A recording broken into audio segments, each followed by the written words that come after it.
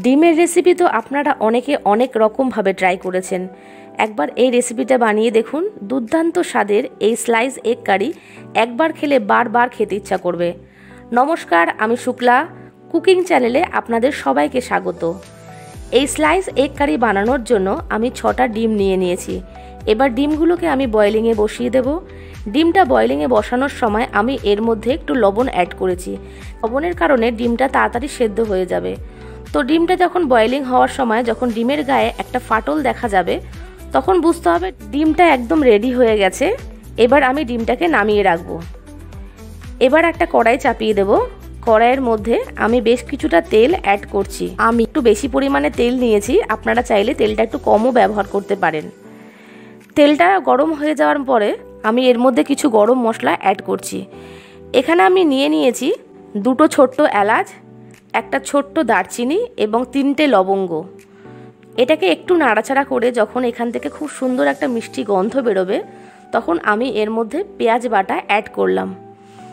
3টে পেঁয়াজ বাটা, আমি এখানে বড় বড় 3টে পেঁয়াজ বাটা নিয়েছি এবং সেটাকে একটু ভালো করে কষিয়ে নিতে হবে যাতে এর থেকে কাঁচা গন্ধটা একদমই চলে যায়। পেঁয়াজটা নাড়াচাড়া করার পরে আমি এখানে 2টো ছোট ছোট সাইজের টমেটো কুচি করে রেখেছি, সেই টমেটোটা এর মধ্যে আমি অ্যাড করব। আমি এখানে টমেটো কুচি অ্যাড করেছি, কিন্তু আপনারা এখানে টমেটোর পেস্ট ব্যবহার করবেন, তাহলে এটা আরও বেশি দুর্দান্ত খেতে লাগবে।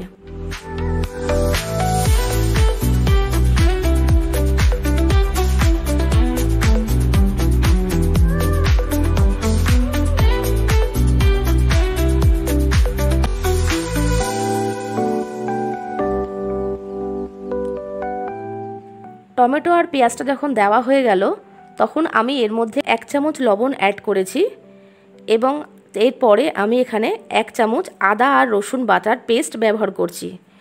এবার এই সবগুলোকে ভালো করে নাড়াচাড়া করব যাতে এখান থেকে কাঁচা গন্ধটা একদমই চলে যায়।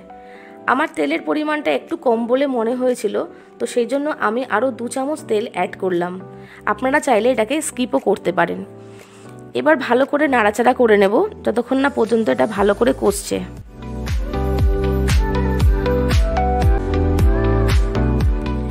পেঁয়াজ আদা রসুনটা যখন ভালো করে কষে এসছে তখন আমি এর মধ্যে মশলাগুলো অ্যাড করব। এখানে আমি 1 চামচ হলুদ গুঁড়ো নিয়েছি, 1 চামচ লঙ্কার গুঁড়ো, 1 চামচ ধনে গুঁড়ো, 1 চামচ জিরে গুঁড়ো এবং স্বাদ মতন চিনি অ্যাড করলাম।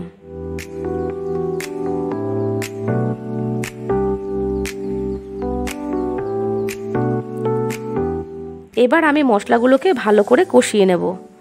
মশলাগুলো একদম ড্রাই হয়ে যাচ্ছে, তো তার জন্য আমি সামান্য জলের ব্যবহার করলাম। এবার জলের সঙ্গে এই সমস্ত মশলাগুলোকে আমি ভালো করে মিশিয়ে নেব। যতক্ষণ না পর্যন্ত এখান থেকে একটা সুন্দর গন্ধ বেরোচ্ছে ততক্ষণ পর্যন্ত মশলাটাকে ভালো করে কষাতে হবে। এই কষানোর ওপরে সমস্ত টেস্টটা নির্ভর করবে। এবার আমার মশলাটা কষানো হয়ে গেছে। এবার আমি একটু এটাকে ঢাকনা চাপা দিয়ে রেখে দেব।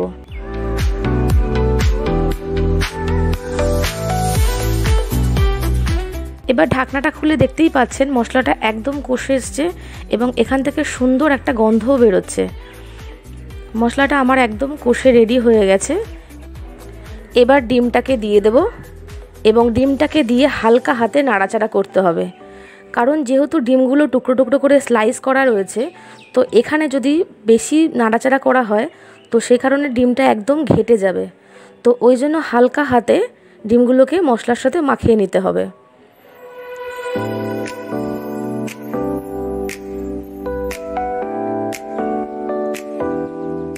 দেখতেই পাচ্ছেন আমার ডিমগুলো মশলার সাথে একদম রেডি হয়ে গেছে।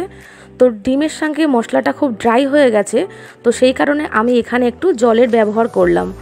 আবার বলে রাখছি, এখানে আপনারা গরম জলের ব্যবহার করবেন, আমি নর্মাল জলের ব্যবহারই করেছিলাম।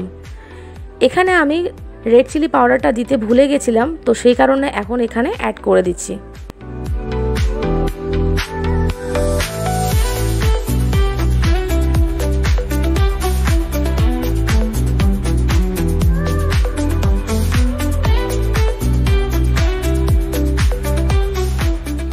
এই ডিমের রেসিপিটার টেস্টটা আরেকটু বাড়ানোর জন্য আমি এখানে টমেটো কেচাপের ব্যবহার করলাম। এখন কিন্তু গ্যাসের ফ্লেমটা একদম অফ আছে, তো কেচাপটা দিয়ে আমি এটাকে ভালো করে নাড়াচাড়া করিয়ে একটা ঢাকনা দিয়ে 10 মিনিটের জন্য স্ট্যান্ডিং টাইমে রেখে দেব। 10 মিনিট বাদে ফিরে আসলাম। দেখছেন আমার রেসিপিটা একদম কমপ্লিট। আমার স্লাইস এগ কারি একদম রেডি হয়ে গেছে। আপনারা এটা অবশ্যই ট্রাই করবেন এবং আমাকে কমেন্টসে জানাবেন যে আপনাদের এই রেসিপিটা খেয়ে কেমন লাগলো।